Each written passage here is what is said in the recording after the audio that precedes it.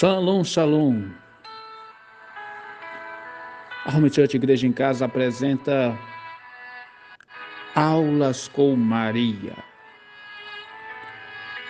Eu sou Davi José de Ipatinga, Minas, Brasil, e bora lá para a segunda parte da nossa segunda aula das 13 aulas com Maria.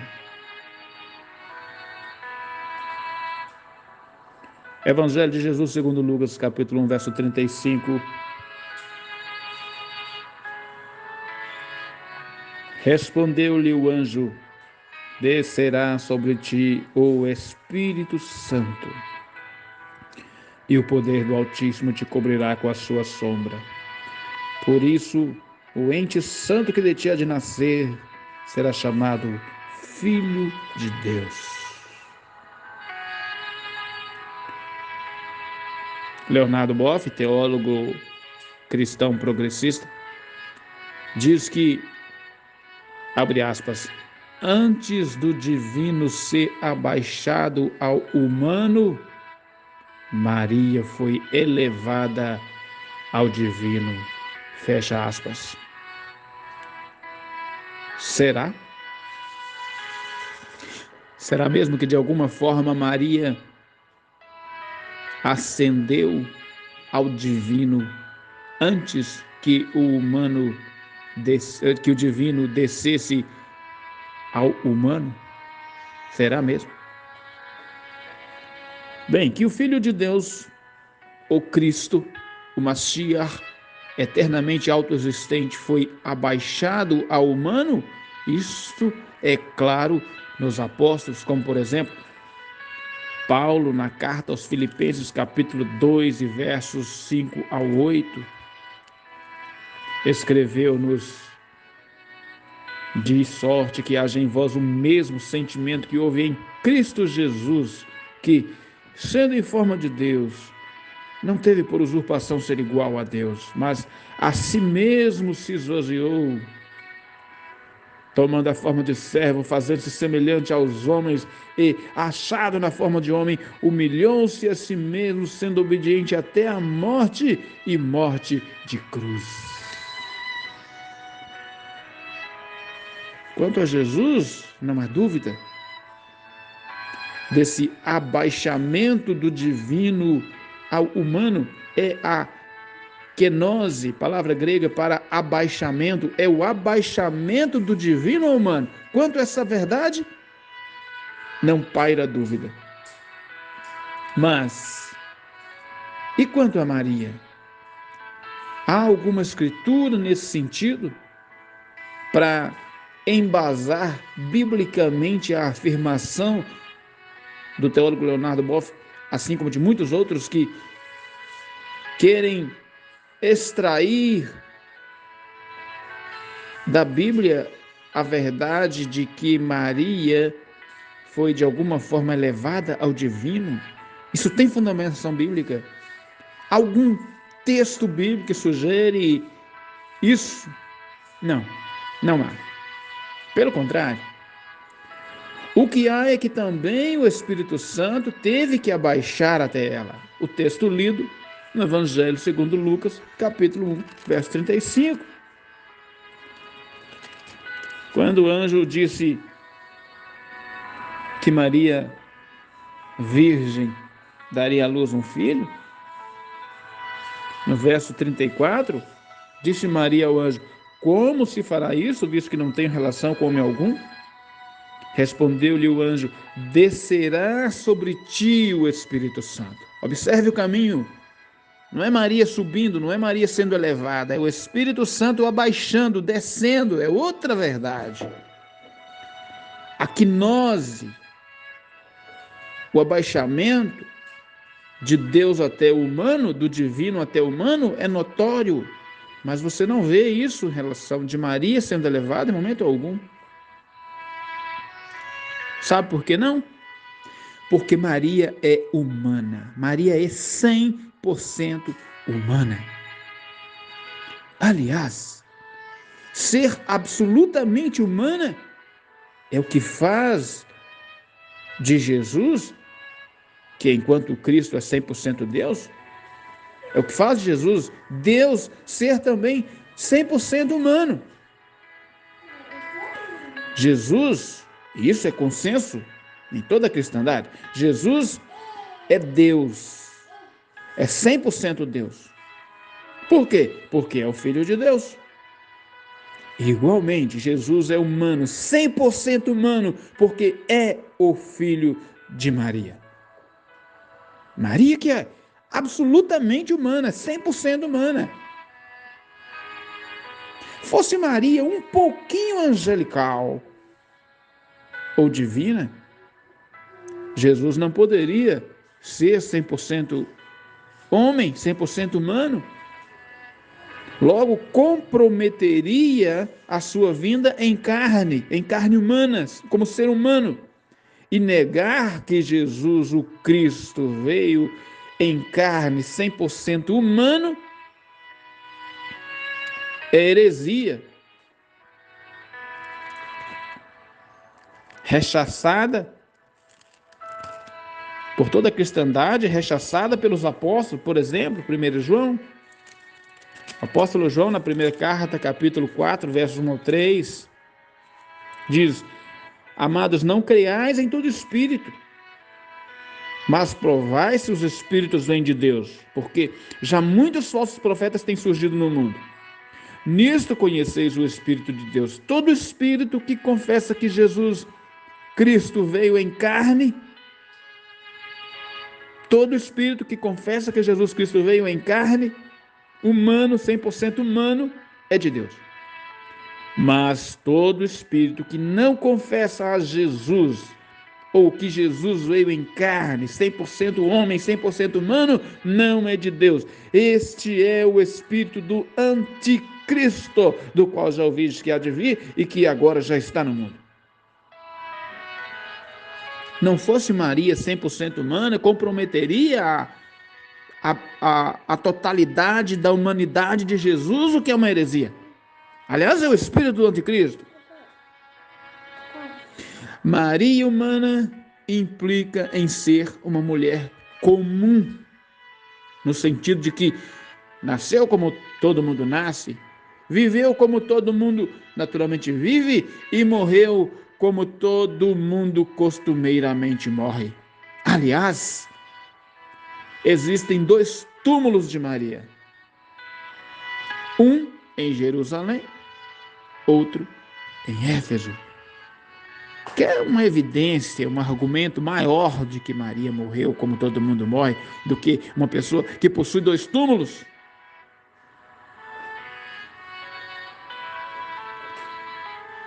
Comum, mas que não a impediu de ser uma mulher extraordinária, excepcional. Na carta de Tiago, irmão do Senhor, no capítulo 5, verso 17, ele falando do profeta Elias. Quem foi o profeta Elias? O profeta Elias é um dos maiores profetas de todos os tempos. É um dos maiores profetas de todos os tempos. Entre tantos feitos extraordinários do ministério profético de Elias está o de ser elevado em corpo ao céu.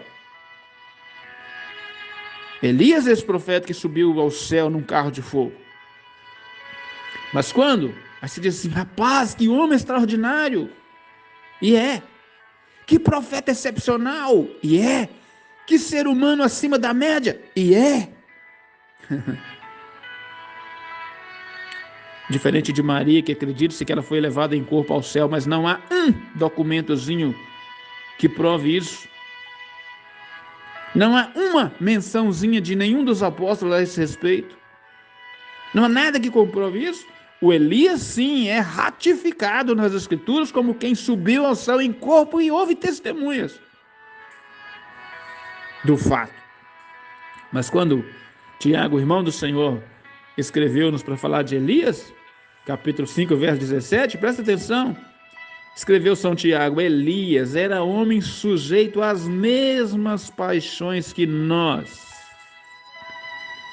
Essa frase é extraordinária, porque estamos lidando com um ser humano extraordinário, mas Elias era homem Elias era homem, ser humano, 100% humano. Elias era só um homem sujeito às mesmas paixões que nós. E orou com fervor para que não chovesse, e durante 3 anos e 3 meses não choveu sobre a terra. E orou outra vez, e o céu deu chuva, e a terra produziu seu fruto. Um homem excepcional, ser humano excepcional, tão excepcional que foi elevado em corpo ao céu. E daí? Era só um homem. Não tinha nada de divino e nem nada de angelical. Era um homem sujeito às mesmas paixões. Então, quando dizemos, quando afirmo com a Bíblia aberta, que Maria era 100% humana, uma mulher comum, isso não diminui Maria 1 milímetro. Por quê? Isso não faz dela uma mulher, não deixa de fazer dela uma mulher excepcional. Ela era e é extraordinária e excepcional, embora fosse 100% humana, assim como Elias. Extraordinário e excepcional ser humano, mas só um homem comum sujeito às mesmas paixões. Eu não creio, conforme creem muitos creem nisso, eu não creio que Apocalipse 12 esteja retratando Maria. Eu não creio nisso. Mas sim creio que Maria, assim como descrito em Apocalipse 12, 2, sofreu de fato as dores de parto. Nisso eu creio. O que nós lemos em Apocalipse 12 e 2, que muitos acreditam está retratando Maria, o que eu não creio? Não vou entrar no mérito porque não creio, porque não é assunto para hoje. Mas Apocalipse 12, 2, que muitos acreditam ser uma referência a Maria, diz: ela viu-se um grande sinal no céu. Verso 1, uma mulher vestida do sol, tendo a lua debaixo dos pés e uma coroa de 12 estrelas sobre a cabeça. Ela estava grávida e gritava com dores de parto, sofrendo tormentos para dar à luz. Reafirmo, eu não creio que isso aqui é uma referência a Maria, mas milhões de pessoas creem que sim. Mas eu creio que ela sofreu dores de parto, que ela gemeu de dores de parto. Dores de parto, ao menos como nós as conhecemos, é oriunda da entrada do pecado no mundo. É só ler Gênesis 3,16. O que Deus disse para a mulher, para Eva, ou a primeira Eva, em Gênesis 3,16? Disse: a mulher disse: multiplicarei grandemente a dor da tua gestação. Em dor darás à luz filhos. Então, dores de parto, como as conhecemos, é em decorrência do pecado no mundo. E Maria sofreu tais dores, o que ainda não significa que Maria herdou o pecado de toda a humanidade, comum a todos os seres humanos. Até porque esse é assunto da próxima aula. Se Maria teve ou não teve essa herança maldita do pecado. Esse é assunto da próxima aula, não é agora. Mas fato é que ela sofreu dores de parto, e dores de parto é em decorrência da entrada do pecado no mundo. Dores de parto é para dizer que tudo que tem aqui embaixo, que dá a luz aqui embaixo, sofre dores, em decorrência da entrada do pecado no mundo. Bem, Maria sofreu tais dores, mostrando a sua absoluta humanidade. Paulo, em Romanos capítulo 8, fala das dores de parto, igualando toda a criação no mesmo nível, excetuando apenas o Espírito Santo, que igualmente geme com gemidos inexprimíveis, referências aos gemidos de uma mãe parturiente. Uma mãe em trabalho de parto, parturiente. Estou meio confuso aqui sobre a pronúncia correta, não importa, é uma mãe em trabalho de parto. O Espírito Santo está ali, mas o Espírito Santo é a exceção. Tudo mais que geme com dores de parto está sujeito, está no mesmo nível de criação, de criatura, sujeito ao pecado, ainda que não tenha pecado. É o caso dos animais, das plantas que não pecaram, todavia sofrem. É o que Paulo está dizendo, exceto o Espírito Santo. Mas o Espírito Santo, que não está submetido ao pecado, também geme. Geme em que sentido? Geme em solidariedade, porque o Espírito Santo, tanto quanto Jesus, estão metidos diretamente no processo da redenção. Logo, as dores de parto de Maria, que não é corredentora, Maria não é corredentora da humanidade, embora tenha uma inclinação de parte da cristandade para aclamá-la como corredentora junto ao Cristo e ao Espírito Santo, isso nunca foi reconhecido pela cristandade. Não duvido que isso venha a ocorrer há algum tempo, mas ainda não é. Maria não é corredentora. Bem, se a única exceção em Romanos 8 é o Espírito Santo, porque ele sim é corredentor junto do Cristo. Então o texto está igualando Maria, por causa das dores de parto, à criação comum.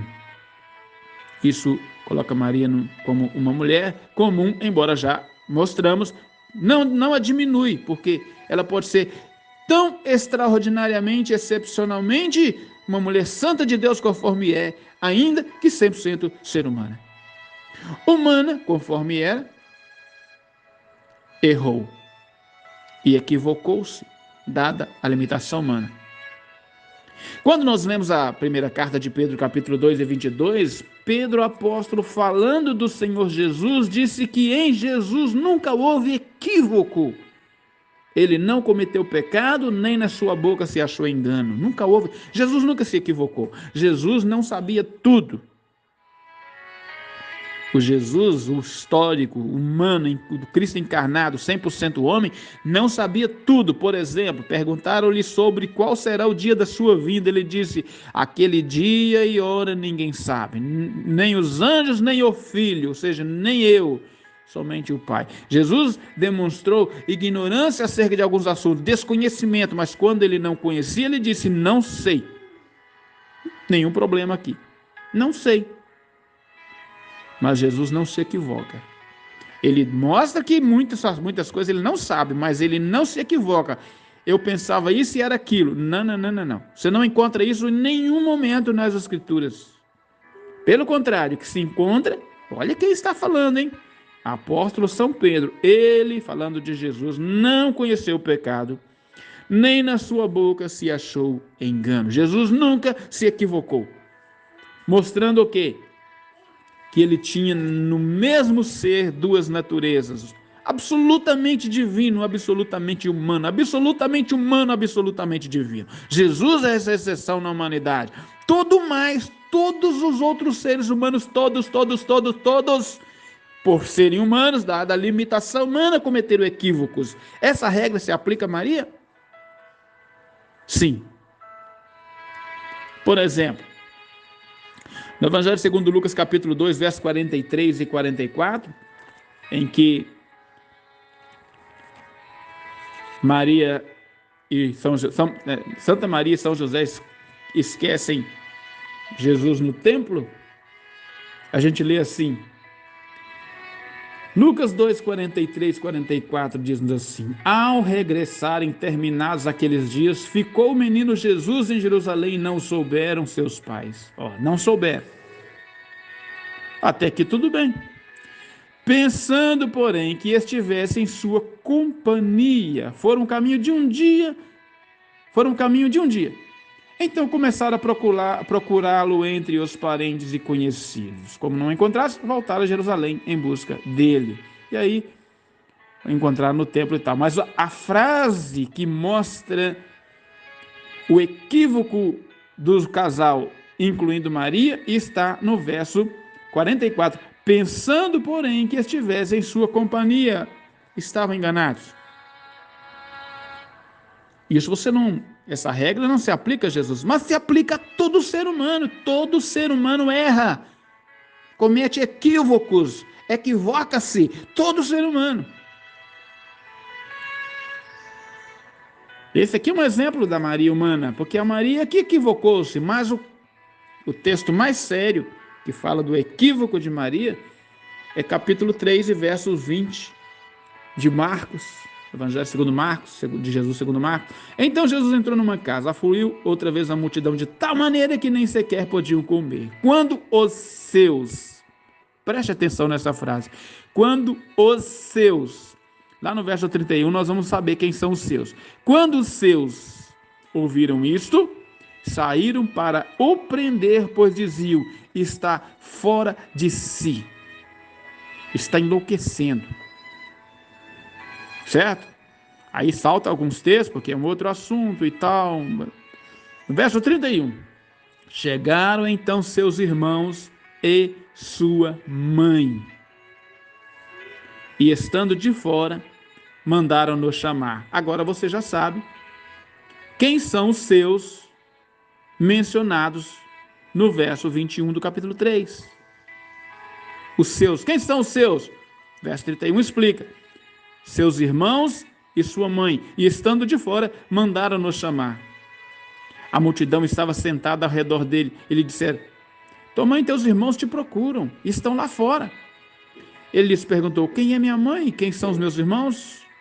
Então, olhando em redor para os que estavam sentados junto dele, disse: aqui estão minha mãe e meus irmãos. Portanto, qualquer que fizer a vontade de Deus, esse é meu irmão, irmã e mãe. Maria, juntamente com os seus filhos e irmãos de Jesus, estavam terrivelmente equivocados quando pensaram que Jesus estava enlouquecendo. Equivocou-se, errou-se. Estava errada, equivocada. E Jesus ainda diz algo mais sério. Ele diz que aqueles que fazem a vontade de Deus, que são de fato seus irmãos e mãe, são os que estão dentro da casa, não os que estão lá de fora. O que ele está dizendo? Que eles é que deviam estar aqui ouvindo essa mensagem, não com essa conversa mole de que eu estou enlouquecendo. E Jesus simplesmente ignora. Porque ele está profundamente envolvido nos assuntos relativos ao Pai, ao reino de Deus. Aliás, lá com 12 anos no templo, quando Santa Maria e São José chegaram: meu filho, por que fizeste isso? Ele responde: não devias saber que eu vim cuidar dos negócios do meu Pai?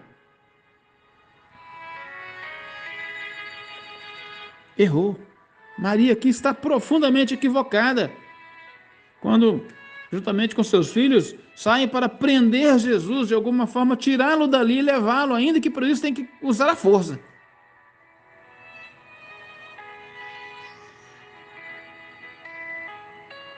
Saíram para o prender, pois diziam: está fora de si.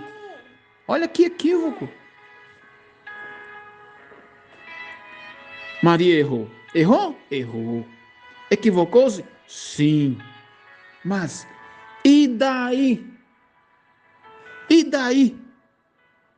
Porque nós aprendemos desde menino: errar é humano. Errar é humano. Equivocar-se é coisa de gente, é gente humana, é 100% humano. Quem não tem nada de divino, quem não tem nada de angelical. Qual o problema? Nenhum. Não precisa ler esses textos aqui. Que isso? Para muita gente talvez seja novo, né? O quê? Por isso que eu falei que lá na nossa primeira aula com Maria, a gente fica surpreso com alguns relatos bíblicos acerca de Maria. Está aqui, talvez alguém esteja surpreso. O quê? Maria errou, Maria cometeu esse equívoco? Sim, está aqui no Evangelho de Marcos, capítulo 3. Mas e daí? Nós estamos lidando com uma mulher que é absolutamente humana, porque ela tinha que ser humana, do contrário, não poderia ser ela não poderia ser a mãe da encarnação de Deus. Porque Deus é Deus. Ele não vai ser nem mais nem menos Deus se encarnar, mas ele precisa ser 100% humano, e para que ele seja e fosse 100% humano, tinha que nascer de uma mulher 100% humana. E o que aprendemos com a humanidade de Maria? O que nós aprendemos com essa humanidade de Maria? Que ela, diferentemente da primeira Eva, Maria é a segunda Eva, pois Jesus é o segundo Adão, 1 Coríntios 15, 45 a 47. Bem, Maria, essa segunda Eva, ao contrário da primeira Eva, que quis ser como Deus, que quis ser de alguma forma divina, essa Maria de Nazaré não quis em hora alguma, em momento algum, ser como Deus. Em Gênesis 3, 4 a 7, você lê o relato da serpente falando com a primeira Eva, e o texto diz que, vendo a mulher que a árvore era apreciável, que a árvore era boa. Verso 6 do Gênesis 3, vendo a mulher que aquela árvore era boa para se comer e agradável aos olhos, e árvore desejável para dar entendimento, logo para tornar a gente divino, tomou do seu fruto e comeu, e também deu ao seu marido que estava com ela, ele também comeu. Ela quis ser divina. E aí está a desgraça da humanidade. Maria, ao contrário, quando a gente lê, por exemplo, João capítulo 2, versos 3 ao 5, que fala do primeiro milagre de Jesus em Caná da Galileia, quando as águas da purificação dos judeus foram transformadas em vinho de ótima qualidade, ela chega para Jesus e diz: acabou o vinho. Jesus vira para ela e disse: mulher, que tenho eu contigo? Ainda não é chegada a minha hora. Dando a entender que eles já tinham conversado sobre aquele dia, e Jesus teria dito que naquele dia iniciaria seu ministério de fato, fazendo o primeiro milagre. Parece que Maria chega e diz: aí, acabou o vinho, conforme você disse que ia acontecer, e faz o primeiro milagre então, vamos lá, revelar a sua messianidade. Jesus diz: mulher, que tenho contigo? Ainda não é chegada a minha hora. Ela vira para o servente e diz: 2:5. Sua mãe disse aos serventes: fazei tudo o que ele vos disser.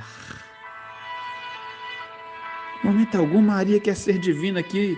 Ela sequer quer se parecer com o divino. Ela não quer sequer ser confundida com o seu filho. Em momento algum você encontra isso nos evangelhos. Em Mateus capítulo 2 e verso 11, fala que ao nascer Jesus, ele tinha cerca de 2 anos,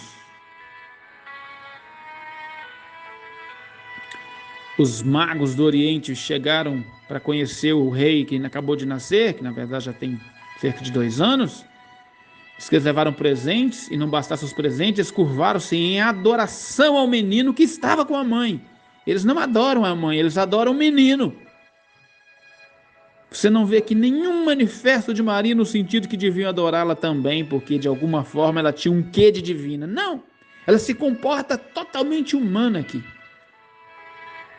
Ela é diferente da primeira Eva. Ela é de fato, eu disse, a Maria que eu conheço, pela qual eu me impressiono, é a Maria bíblica, e essa Maria bíblica está nas entrelinhas das Escrituras, e nós a identificamos, inclusive, como a segunda Eva, a que não se curva à serpente, a que não é divina e não quer parecer-se com o divino, ela quer apenas ser humana, porque é na sua humanidade que o divino aparece, é graças à sua absoluta humanidade que o divino encarna. Deus se faz gente, o Emanuel, Deus conosco, é graças à sua absoluta humanidade. E a gente aprende com ela que ela não quer ser divina. Atos 1 relata a assunção de Jesus. E Lucas 24, 52 também. Aliás, o mesmo Lucas escreve Atos e o Evangelho que traz o seu nome.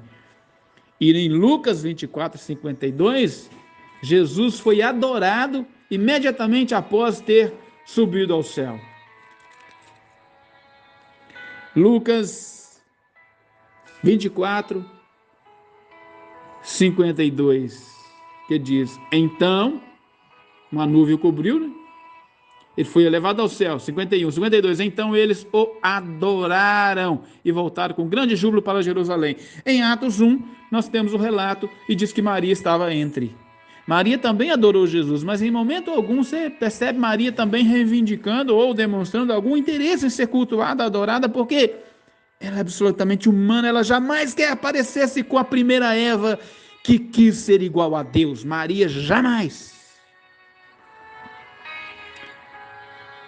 Maria não era Deus, não era divina, e não é divina, e não quis ser divina. Tratá-la como divina, invocá-la nas preces, nas orações, ou cultuá-la, é querer igualar Maria à primeira Eva que ouviu a serpente. E não tratá-la como a mãe daquele que, ao contrário, mata a serpente. Gênesis 3 e 15.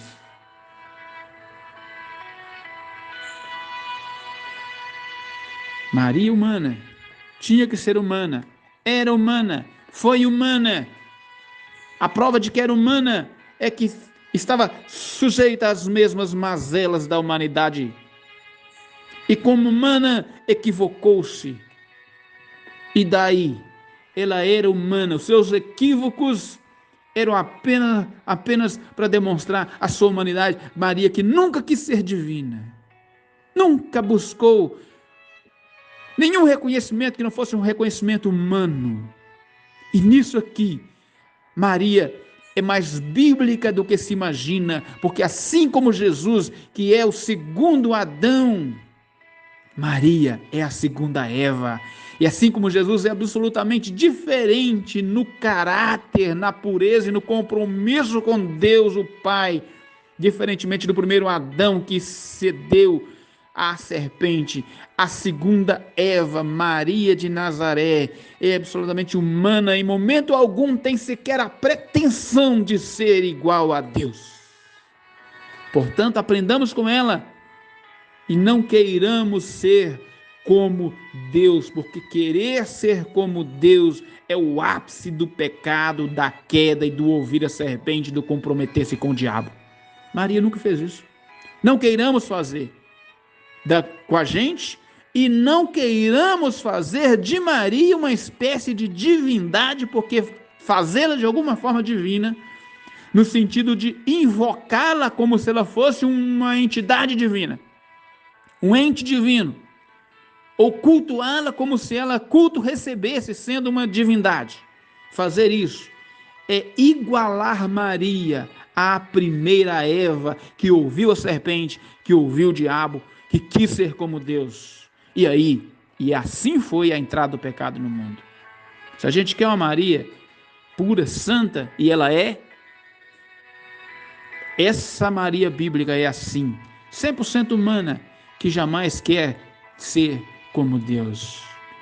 Eu cada vez mais fico impressionado com essa Maria, e dela quero aprender, e com ela quero caminhar no sentido de fazer dela um modelo bíblico de espiritualidade para o meu caminhar, para a minha peregrinação com Cristo. Eu espero que seja o caso seu. Que ela seja para você uma inspiração, um modelo, sim, mas jamais qualquer coisa além disso. Não é a quem eu devo recorrer, invocar, nem cultuar. É uma humana a quem eu devo buscar imitar. Seja essa Maria das tuas peregrinações, a Maria das tuas inspirações. A minha Maria é assim, porque essa é a Maria bíblica. Que seja a tua também, Pai, no nome de Jesus, o teu filho e filho de Maria. Pelos méritos dele, ajude-nos a sermos parecidos com Maria de Nazaré, que diferentemente da primeira Eva, ela como sendo a segunda Eva, não cedeu à tentação da serpente de querer ser como Deus. E nisso ela pareceu-se com Jesus, que sendo Deus, não teve por usurpação ser igual a Deus, mas a si mesmo se esvaziou, abaixou, kenose. Essa Maria, que se parece com Jesus, o seu Filho e seu Senhor, essa que eu quero imitar, com essa que eu quero me parecer. Faça a cristandade parecer-se com ela também, Senhor, e guarda-nos de cairmos na tentação da serpente de querermos divinizar Maria. Guarda-nos de dirigir a ela qualquer prece, qualquer oração, qualquer súplica, e guarda-nos de oferecer a ela qualquer culto, qualquer adoração. Pelos méritos de Jesus, o teu Filho, Filho de Maria, te pedimos encarecidamente que seja assim. Amém, graças a Deus. Se você foi abençoado com essas verdades, envie aí pelo menos para umas 10 pessoas. Me ajude a compartilhar essas verdades. Boa semana a todos. Shalom.